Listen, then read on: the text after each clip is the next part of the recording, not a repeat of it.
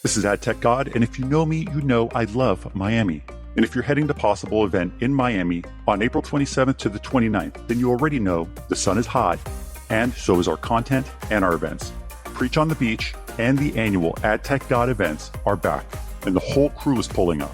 Ari, Jeremy, Sam, Hannah, Amelia, and of course, yours truly, AdTech God.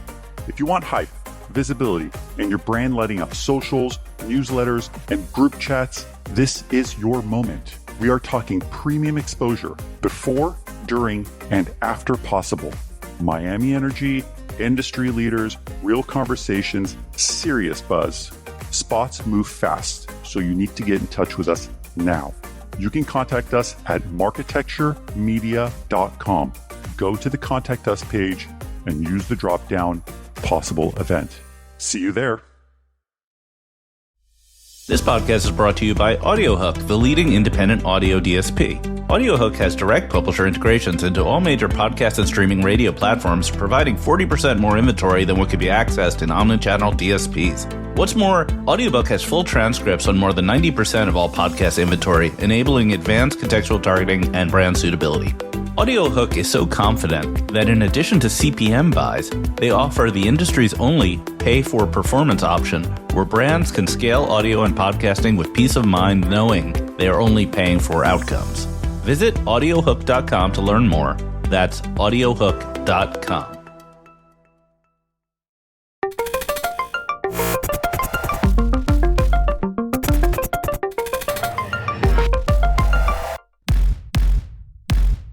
Welcome to the Monopoly Report. The Monopoly Report is dedicated to chronicling and analyzing the impact of privacy, antitrust, and other regulations on the global advertising economy. If you are new to the Monopoly Report, you can subscribe to our weekly newsletter at monopoly-report.com, and you can check out all of the Monopoly Report podcasts at monopolyreportpod.com. I'm Alan Chapell. I'm a privacy and regulatory attorney and have worked with hundreds of digital media and ad tech companies over the years and taken a bunch of those companies to successful exits. I also publish a monthly regulatory outlook for digital media worldwide called the Chapell Regulatory Insider. You can find a link to a sample copy of the Chapell Regulatory Insider in the show notes. Today's guest is someone whose byline you've almost certainly read if you follow the ad tech and privacy space. Allison Schiff is the managing editor of AdExchanger, where she covers privacy, measurement, a little bit of meta, the app economy, and whatever random ad tech stuff she finds interesting. Allison received her MA in journalism from the Dublin Institute of Technology in Ireland, her favorite place, and I'm with you there, and BA in history and English from Brandeis University in Waltham, Mass. She's got a black cat mermaid and a red Australian cattle dog, and one or the other may make an appearance on this podcast somewhere in the background. I'll look forward to that. I want to discuss Allison's recent piece on the recent RFI request that ICE made to a bunch of ad tech companies and commercial data brokers, where ICE had asked those companies to describe their capabilities for immigration enforcement purposes. What struck Allison wasn't who responded, it was who went silent. Allison is sharp, candid, and genuinely funny. I think you're going to really enjoy this one. So let's get to it. Hey, Allison, thanks for coming on the pod. How are you? Oh, yes, salute emoji. I'm good. Just busy, living the dream.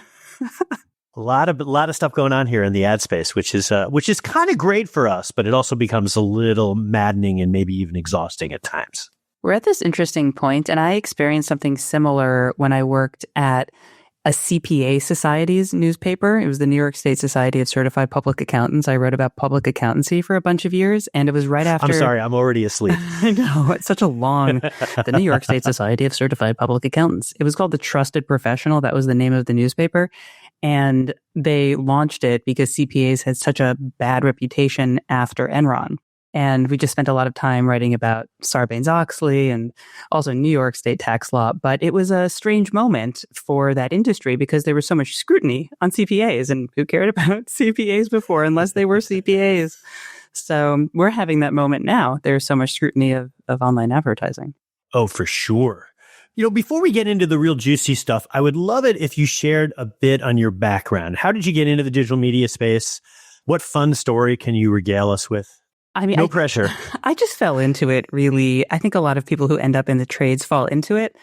I studied journalism. I studied abroad in Ireland. It was just for fun because I wanted an excuse to live abroad. And then I graduated right into the financial crisis. So I moved back home and I'd apply for jobs in the morning, and I freelanced for my local town's newspaper, like the one that shows up for free on your doorstep. And then I just watched 6 Feet Under with my dad on Blockbuster DVDs through the mail, which dates it. And I remember sitting in on an editorial meeting at AdExchanger right when I started. I kind of meandered here. So I wrote about CPAs. I was a medical copywriter for a textbook publisher for a while. And then also Direct Marketing News, if anyone remembers that publication. Oh, DM News. DM yeah. News. I was there for years. I don't think we overlapped. There was a time in maybe 04 and 05 where that was one of that, and iMedia Connection was like, whereas I was trying to build my little profile here, I wrote a whole bunch of stuff. Ken McGill, I think, was the name of the editor at the time. So that's it predates it's a me while just ago. by a little bit, not by that much. And that's actually where I met Ryan Joe, who is the editor-in-chief of Adweek now.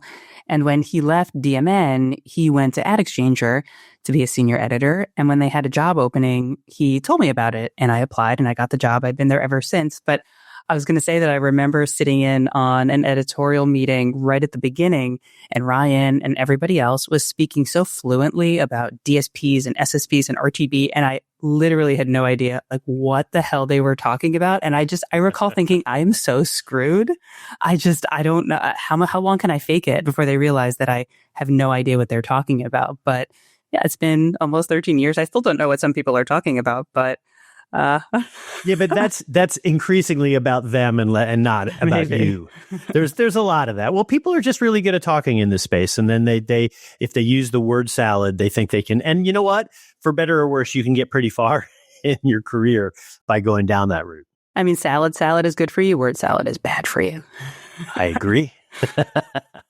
So I have been wanting to have you on for a long time, and there were so many different topics that I was thinking about having you come in and speak to.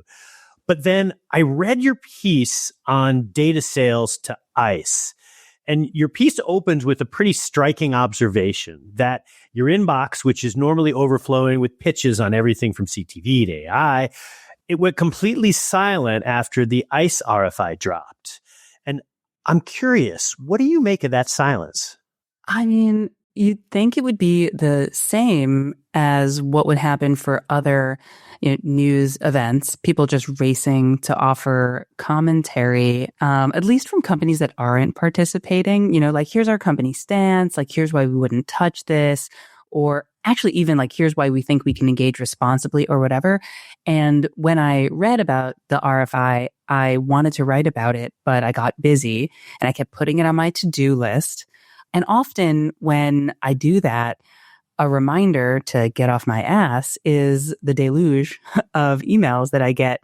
Are you writing about this? Are you writing about this? And I just realized that was the story. And so I kind of read, at least for how we were going to cover it. And I read that silence as kind of like a collective flinch almost, like I think people inside these companies understand how this looks like from the outside, and they don't want their name or their logo next to a headline about like ad tech tools being used for immigration investigations. But that said, David Nuremberg, if you know him, he wrote a column for us about this whole situation more recently. It was early March. He's the SVP at Intermedia and Focus on Digital Media. It had a great title. The privacy zealots were right.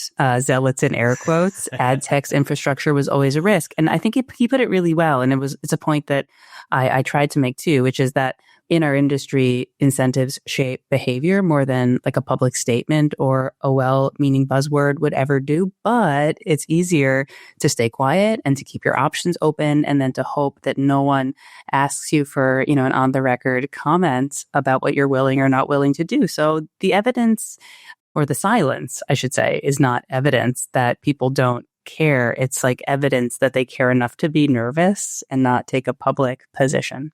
Yeah, and there's a lot of people out there who don't entirely know where the bodies are buried within their own orgs. And so there's a little bit of reluctance. And there's also a sense, and I'm using two tired analogies in a row, so go Alan.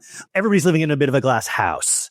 And so there's this, like, if I get up there and start railing that you guys need to stop that, somebody may say, hey, by the way, your company responded to the RFI and here's the info. And you may be unaware of that. And so it's sort of, I think, easier to just do and say nothing.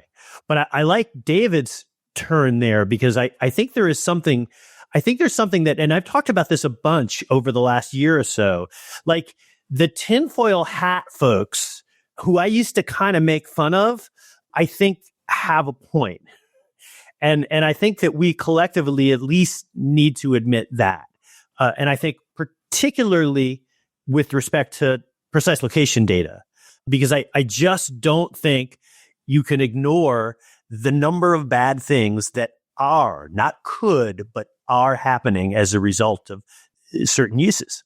Before we talk about location, though, because I know you want to get into that, as you were speaking about glass houses, I was thinking about how I cover the privacy beat and sometimes come off a little bit scolding, talking about, how the opt-outs work or how you get permissions or cookie banners or whatever. And sometimes it's really embarrassing, but it happens. Someone will be reading one of those articles on our site and they'll, like on AdExchanger.com, and they'll get like a pop-up that doesn't look compliant and they'll screen grab it and they'll put it on LinkedIn.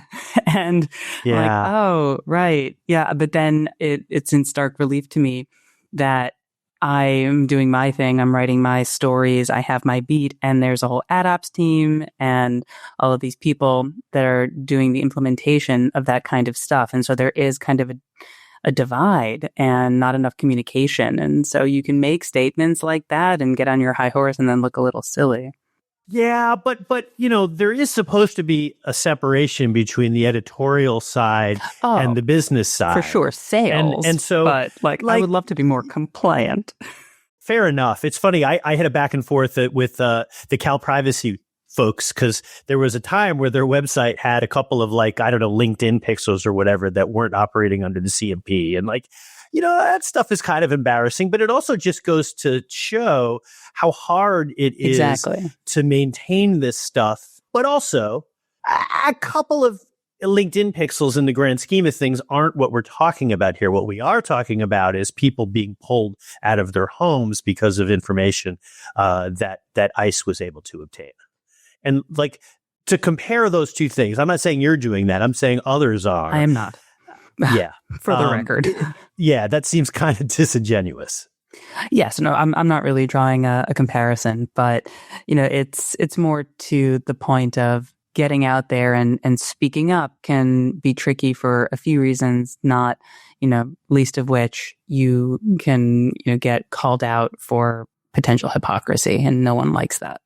See, I think that's a badge of honor because you're saying uncomfortable truths. And that's really, really valuable because we have a shortage of people willing to do that around here. I'm also lucky because I have, our readership is, pretty niche, but I have a bully pulpit from which I can pronounce things. And when it feels right and I get the green light, I like to use that to make points that I think are important. So not just covering the product announcements, but writing op-eds. And I encourage all of our writers to do the same. And I think we're one of the only trade pubs out there that really regularly publishes thought leadership. And it's a lot of work to vet it. I think it's really important because these are the voices that are shaping the industry. Of course, sometimes people try to submit things that are thinly veiled or not so thinly veiled sales pitches. It's hard to really get some strong opinions, but we try. Well, good. And kudos to you because I do think that stuff is really, really important. So you had described on LinkedIn that there was a kind of a reaction, and I'm going to use air quotes here, that it was sort of like social media venting. And it was more that than sustained discourse. What would meaningful industry engagement actually look like in this context? Is it related to the dearth of sophistication on privacy issues more generally within the business community? I don't want to dismiss, by the way, the people that took to LinkedIn and, made their statements. It's good that people were a little disturbed by this. But yeah, I think I made this point that kind of venting is costless. Like, it doesn't really commit anyone to anything. And so I guess meaningful engagement would look like taking like a really public specific position. You should say, we won't provide granular location or behavioral data for immigration enforcement, period. Like, that's not a crazy thing to go out there and say. Or, if you want to mitigate it a little bit, like, we'll only participate under XYZ safeguards, and here's what those are. Yeah. But I think it would also include the trade associations picking a clear lane, right? Apparently they're debating this internally, but emerging from those conversations, you'd want like a clear stance and then publish that. And even if not every member is thrilled, like, that's okay. And I also think vendors should acknowledge that there is a level of responsibility here. And David makes that point in his column. There's a level of honesty you need to acknowledge that the very design of addressable advertising created the exposure that makes ICE's interest, possible. No, well put. And I agree. I know that the various orgs are deliberating. And I also know it's, always difficult to herd cats, particularly on a thorny issue. But a simple statement that we will not sell, browsing data to the government. Not crazy. I think would go a long way. And I would argue probably doesn't implicate that many companies. And if it does, then there maybe needs to be a discussion about that.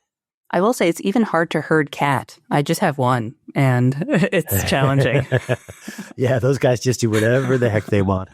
So you had noted that the RFI was framed as market research and not yet a solicitation. And I'm curious if that distinction matters. So, for example, the ICO in the UK and the CMA and even the FTC, they'll routinely have broad inquiries to better understand the industry. Is this different because it's ICE related? I do think it is. I think the label matters because it's not a contract or even a bid for business. It's just fact finding at this point. So you can kind of say, oh, it's not as big of a deal as someone putting out a bid for business, but you don't issue an RFI. Like, this is a purely academic exercise. Like, you do it to map capabilities, to see who has what, to see how mature the tools are, and like what they could do theoretically or not so theoretically. So it's all laying the groundwork for a real use case. And so like when the ICO or an entity like the FTC launches like one of those broad inquiries, it's to understand a system, but it's really to like constrain it or to oversee it. And when you're an enforcement agency like ICE or, ICE under DHS, when they're asking, it's to understand a system so they can potentially operationalize it and make it part of its investigations. So I think, that the formal distinction that this is just research and not like an RFP, it doesn't really change the ethical question for vendors. So you really just have to ask yourself if you're comfortable helping an immigration enforcement agency evaluate how to use commercial ad tech and location data. And, for a lot of people outside the industry, that's not a subtle question, but it somehow becomes like this nuanced and subtle question when it's your business. Okay, I agree with that, but it actually might be worse because you are educating ICE on how all of this stuff works. So if you raise your hand in that RFI, now you can say, well, we're probably not going to sell to them anyway. Okay, well, fair enough. But you've now educated them on it. And how long is it going to take them to start subpoenaing in the name of law enforcement these types of records anyway? And so I don't know that it's even a smart long-term strategy, even if you're thinking, well, look, we're just trying to be good, good soldiers here. And so we're going to provide this information. Well, you may regret that decision down the line. I'm not here to provide legal advice, but that seems rather risky. It's almost like going to like the SEPA plaintiffs and opening up the kimono and that's going to come back and bite you pretty quick. And few would do that, but I don't know that people are quite connecting the dots to, the government is just as likely to be as big an adversary to this space as anything. That's an excellent point, right? It doesn't even have to progress to RFP stage. Like the RFI is enough. So the ad space has fought hard against the surveillance advertising label. I remember 2023, David Cohen and ALM had called that term, insane. And I guess my question is like, and I probably should have David on and ask him this question, although I'm pretty sure he's not going to answer it. Does the ICE RFI make that defense harder to sustain? I think it makes it harder to sustain with a straight face. I mean, you can argue about definitions. Like you can say you're literally not being tailed by a private investigator or being watched, like with someone's eyeballs. But, when an arm of the Department of Homeland Security is explicitly exploring how to use big data and ad tech tools to support their investigations, then it just looks a lot like the future that critics were warning about. And it also, it reminds me of something I heard someone say. A lot of people have said this, which is that when you wear your tinfoil hat, right, and you're a conspiracy theorist, but then all of the conspiracies start to come true, then you're just a realist. So, I mean, you may dislike a slogan, right? You might not like the term surveillance advertising, but then that's fine. The onus is on you not to say, I don't like it. And, it's too extreme. Explain why that a system that by design tracks people across apps and locations, explain why that is now firmly on the radar of an enforcement agency focused on immigration and why that shouldn't be understood as enabling a surveillance-like infrastructure. I mean, I don't know. I don't mean to sound, so scoldy, but it seems obvious to me. Yeah. And so for those of us who are attempting to have, open discussions with policymakers like a Tom Kemp, like folks at the FTC, all of this stuff makes it so much more difficult because I'd like to be able to push back on the surveillance advertising moniker, but boy, this certainly makes it hard. Like I can't defend this. And I'd like to think of myself as big an advocate, for the small to little ad space as there is out there. And yet I don't know what to do with this. And that has a cost because that enables, the Lena Khans of the world, and no disrespect to Ms. Khan, she's brilliant, but she was, I think, the one who really popularized that term, and it just gives ammunition to that mindset, and I'm sort of at a loss.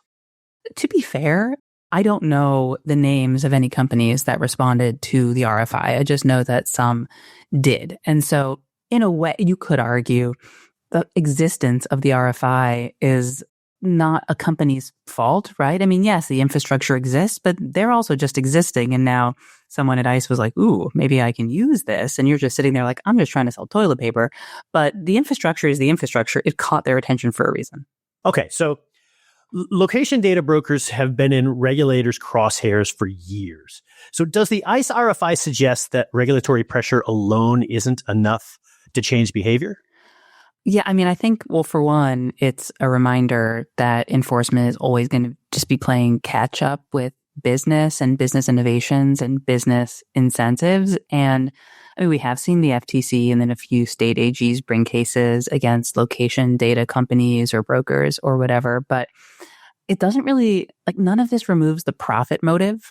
Like, I don't think it does. So, what this RFI shows is that even with regulatory heat, like the underlying infrastructure is very much there. Like we were just saying, it's very attractive, or at least attractive enough that the government is looking for ways to plug into it. And that's like what privacy advocates like Johnny Ryan and Max Schrems, that's what they were talking about. Like if you create big pools of data, like governments will want to access it. And like just because the original use case was to target you with an ad for a trip to Cancun or a pair of sneakers or whatever, like that has nothing to do with it. Like the use case you have in mind isn't necessarily the use case that other entities have in mind.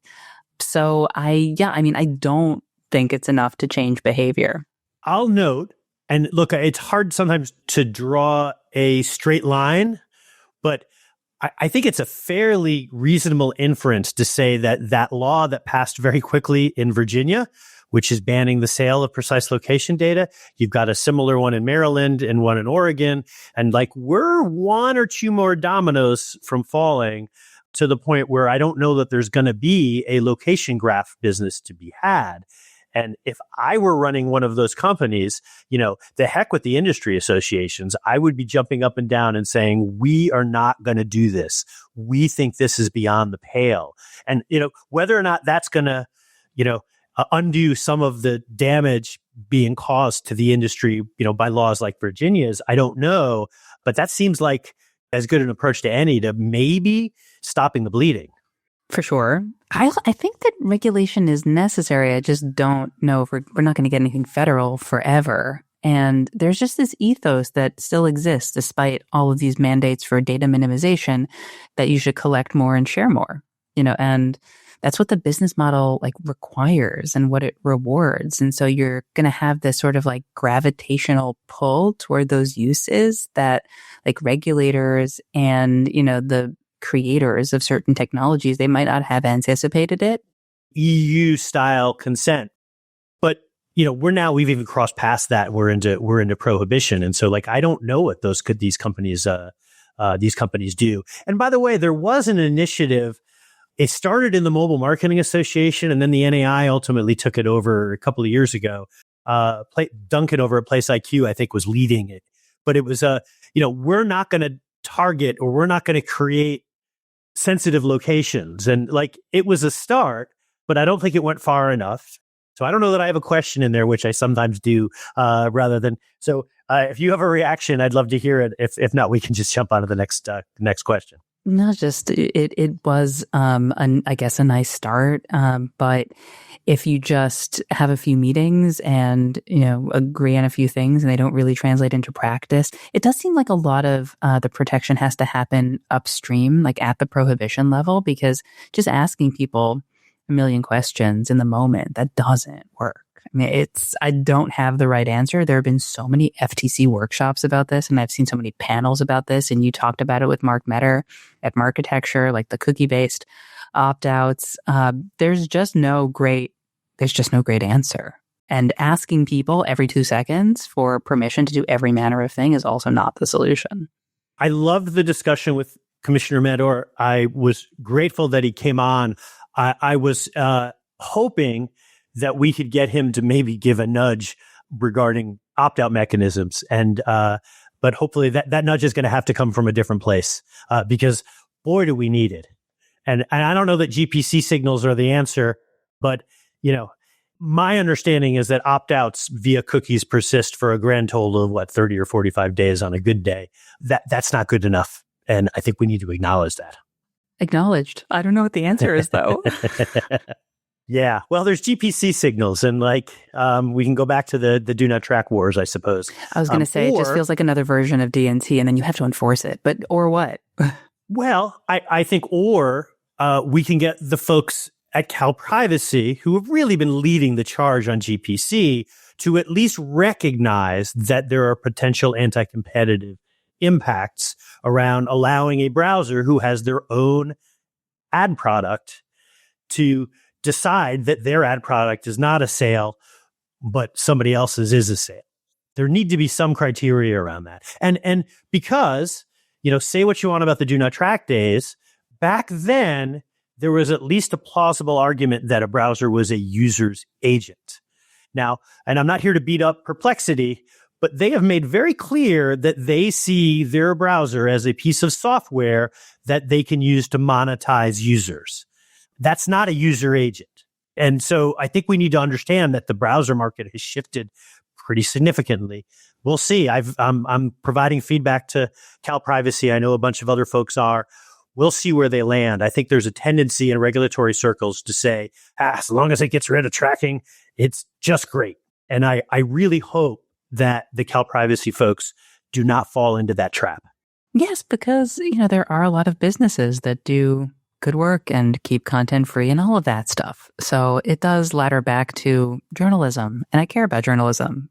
So Commissioner Metter did acknowledge that, the browsers shouldn't have too much power and they shouldn't be able to make decisions that could impact not just their competitors, because that's not what I'm talking about. The bazillion third parties that, are trying to also just get through the day.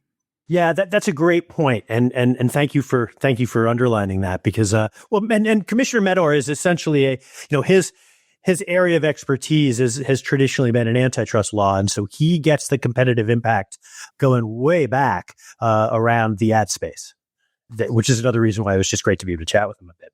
Yeah, I liked his candor. I did too. No, he was just great.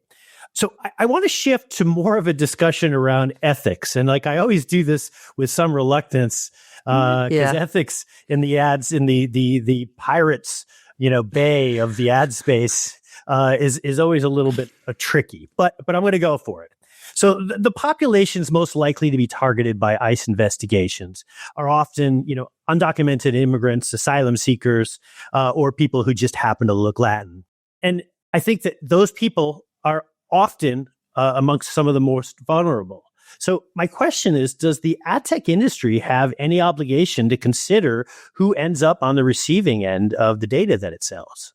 Yes, I do. I do think it does. I mean, even if there's no law yet to explicitly spell out that obligation, because one theme that runs through what I wrote and also what David Nuremberg wrote is that the online ad industry has been really good at abstracting like people, quote unquote people, out of the conversation. So we talk about consumers and users and devices and maids and households and segments and all of these euphemisms basically. But like that device is going to be linked to a person trying to buy cereal or cross a border or seek an abortion or vote or go to a certain religious institution. Like a phone connects to the internet in a coffee shop and that gets logged and shared and connected to other information. And if the person on the other end of that chain of events is someone that doesn't have enough safeguards and these are people who already live with a lot of like precarity in their lives, like I think that should be acknowledged. And I don't think it's acceptable or really enough to say like, we just sell data, peace out. Like we don't decide how it's used, because the moment that your product is likely or could be used in ways pretty easily that could disproportionately harm people in general, but also certain groups in particular, like you do have an ethical obligation to at least acknowledge it, but also maybe like crazy to reevaluate what you collect and what you sell.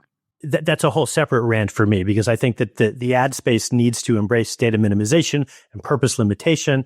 If for no other reason, then it allows those of us who are trying to advocate for responsible rules around privacy can have something to point to. Because in the absence of that, those discussions become much, much more difficult. And you're going to see concepts like data fiduciary, which I think is really, really difficult to enforce. And I think it creates a whole series of challenges for this space. But you're going to see those concepts, I think, take hold within policymakers, and we will have nobody but ourselves collectively to blame. Self-regulation didn't work super well, I'm sorry to say. Yeah. Most people who listen to this know I'm the board chair of the NAI, but just in case you don't, I just want to at least put that out there. I think that it was valuable to a point. I don't think that it evolved much past, we can debate over the date.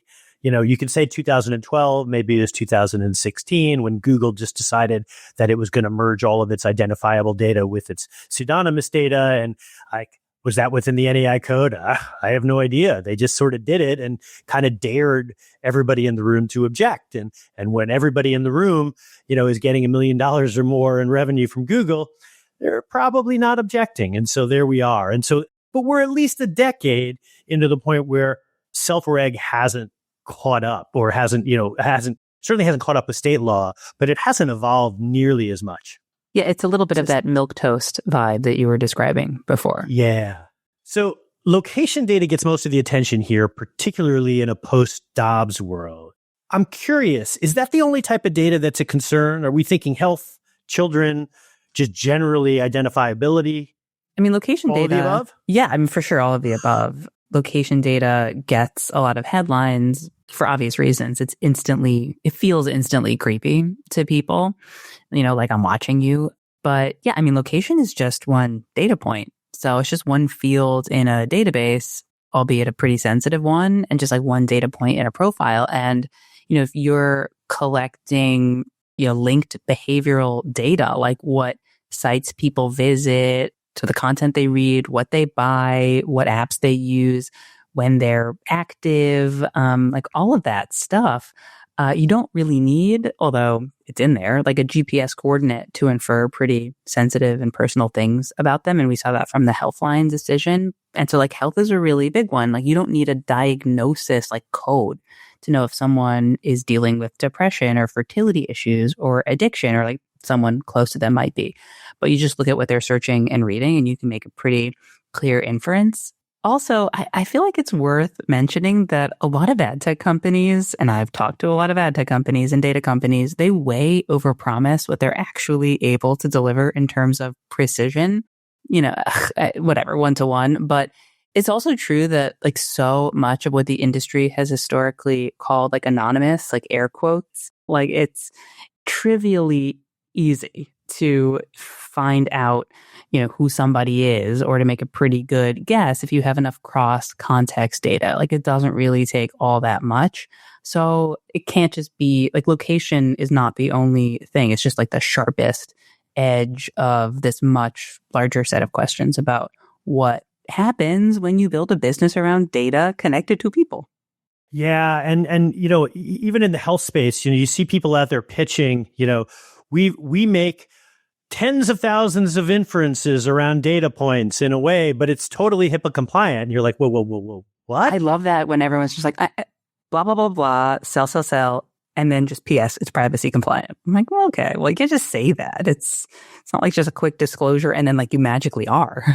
Well, that's when like, their privacy officer is also their director of sales or something like that. You're like, okay.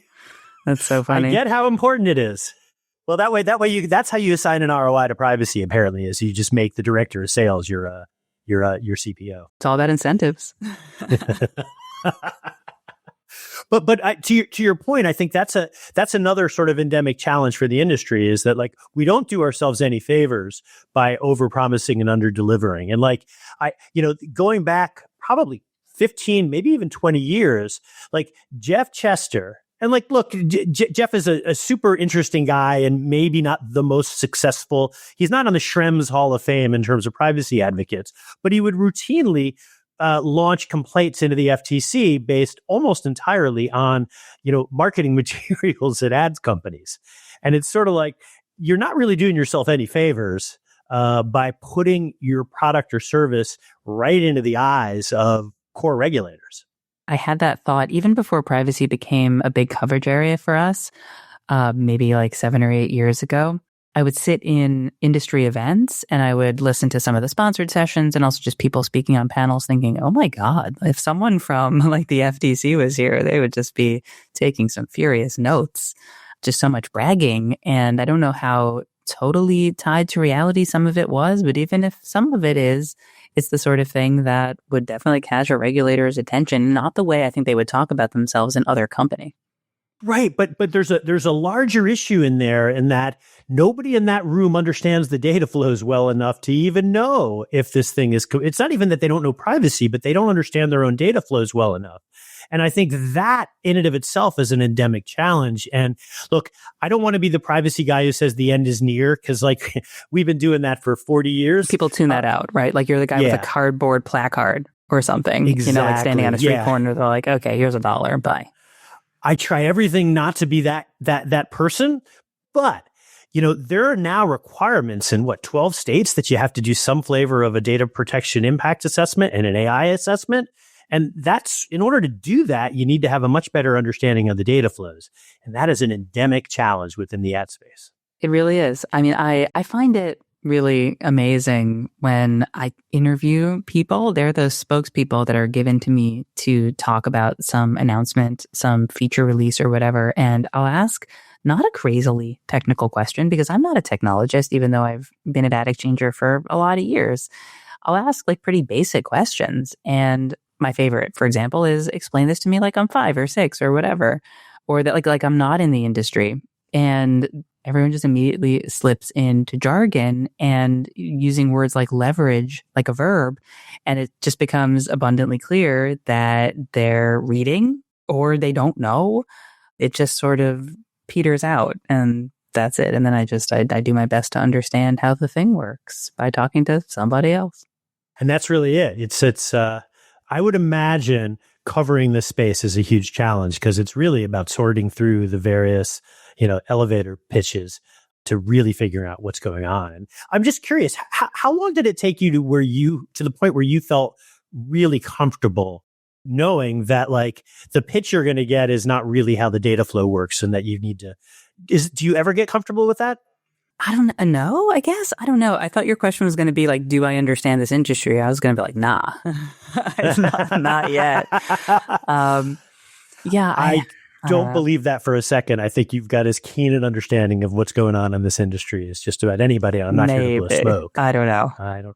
Nah. Also, you like it, and I don't mean this is going to sound like a backhanded compliment, but like, look at everybody else. I mean, just by where you compare yourself. What's that line about like having one eye, in the world of the blind, the one-eyed person is king or queen. There we go. So I want to shift gears. I just picked up a book. I haven't read it yet, but there's a book that just came out called Your Data Will Be Used Against You. Yeah. And so that's going to be, I don't know that it's quite on the enshittification level, but that's a book that just on that title is probably going to sell, and he's going to get a lot of attention. And maybe at some point I even have him on. It's a GW law professor named Andrew Guthrie Ferguson. Mm-hmm. And the book looks at a lot of these issues, albeit from a Fourth Amendment analysis. So in the book, Ferguson calls for judges, legislators, and communities to rebalance security and liberty before the machinery of surveillance becomes too entrenched to reform. So your piece essentially issues the same challenge to the ad industry.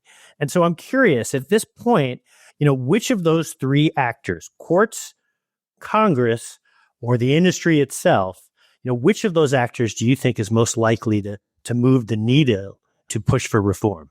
I wish I had a really good answer or like a confident answer to this question. I mean, my honest one is going to sound like kind of mushy because I think each one of those actors has serious limitations.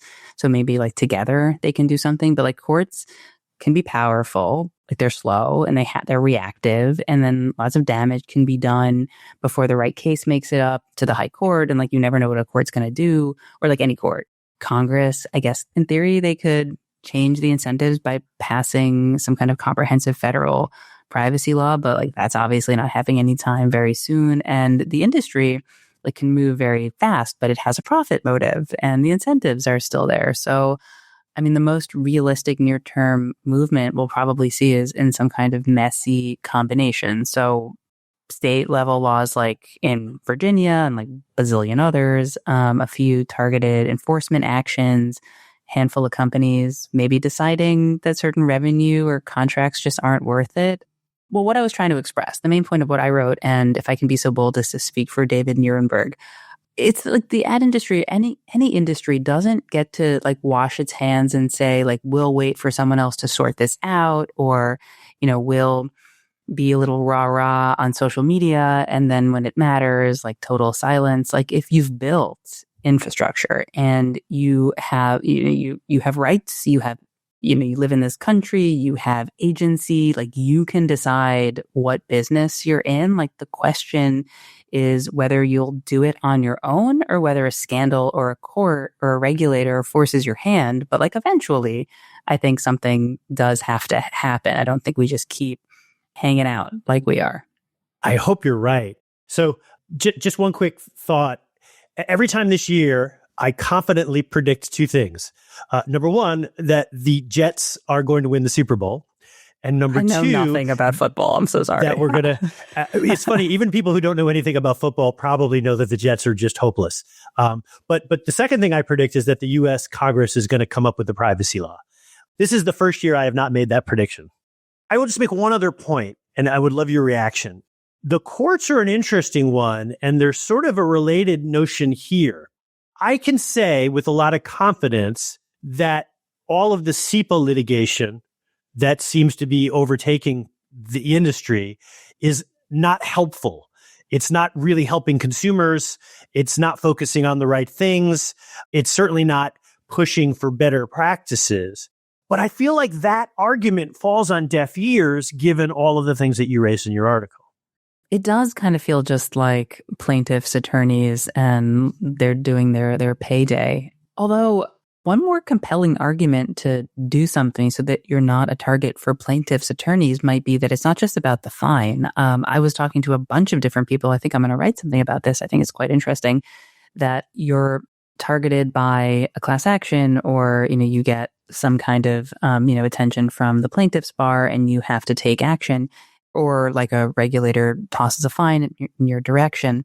You pay that fine and you come to some kind of settlement, but that's not it. Like, you've paid tons of money and you spent tons of time and all these hours dealing with the thing. It's so much more expensive than the fine itself. So if you only care about the bottom line, like, try to avoid scrutiny for that reason, because maybe like $375,000, which is a fine we saw recently. That's very little. You could say whatever, but if it's $375,000 times, I don't know, 20, then that's significant. Well, and just you wait to see how the LiveRamp and the Trade Desk SEPA cases resolve themselves, because those are the ones. I mean, heck, you could make a compelling argument that SEPA was the last straw for Oracle advertising, because they were staring at a pretty big fire. I think that was in the hundreds of millions. And so it's going to be really interesting to see. But again, I don't know that we have an argument to say, hey, this is unfair, legislature, let's reform that. Because the legislature has got to be looking, particularly the California legislature, is looking at this industry and saying, you know what, you made this bed, so now you got to live in it.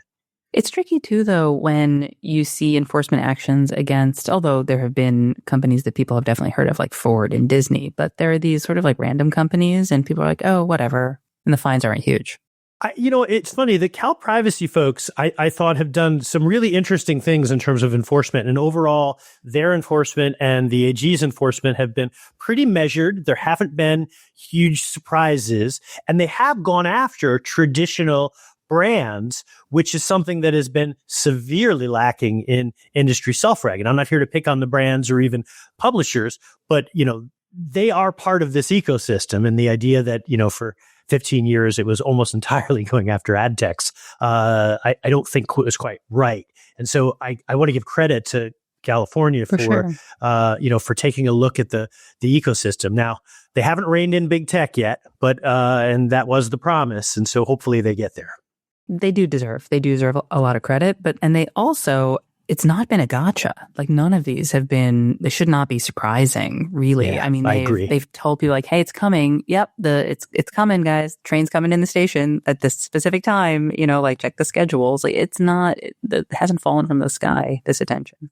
Is there anything that you're seeing out there? Like, what do you think is next in terms of like the focus areas for regulators? As somebody who's, doing a lot of coverage of what the states are doing.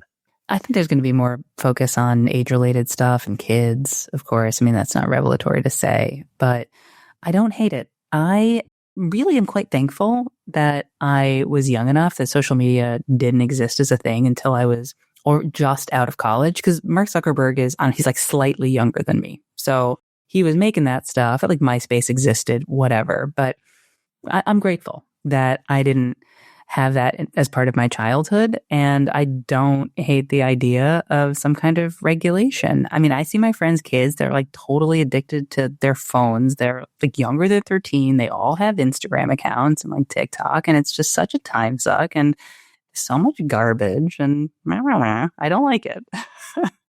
Not to mention all the data collection. It's hard to argue with that. And it's interesting. I don't know where age verification is going to land, because it does seem to come squarely up against the First Amendment here. And also, I want to be respectful that there are, or at least acknowledge that there are, some downstream consequences to making sure that you can verify everybody on the internet. Yes. And God help you if you're one of the people that gets identified incorrectly, and then you need to spend how many hours, convincing Meta that no, I am actually a person in my 40s. So that's going to be a challenge. The thing that I think is going to be a big regulatory thing that I don't know that many are talking about yet is, you had that court decision coming down with respect to Germany, and there's a similar one against Criteo, where they seem to be really hooking on the idea that ad techs are joint controllers of data and are therefore responsible for vetting the consents that they've received, which, 10 years ago, that would have been almost laughable for somebody to say that. And now it seems like that's the enforcement, that the standard that they're measuring against. What we were saying before, like, good luck. Your data flows are a mystery. I mean, this is a man-made industry. It's not like it came down from God, and yet, like, no one understands what's happening in it. Well, hopefully that changes. So, Allison, this has been a fantastic discussion. Where can people find you? AdExchanger.com. And I've been encouraged to, and don't do enough. I should be posting on LinkedIn, but yeah, I mean, I got me a LinkedIn, and just read our stuff, please. Every time you come to AdExchanger.com, you feed a journalist. So also sign up for Allison's I have a privacy newsletter. Oh my God, thank you. I forgot that I write a privacy newsletter. I'm really bad at self-promotion. Every couple of weeks, we put out a privacy newsletter where I get to be a little funny and try to find some new angle and educate and entertain if possible. So thank you, Alan.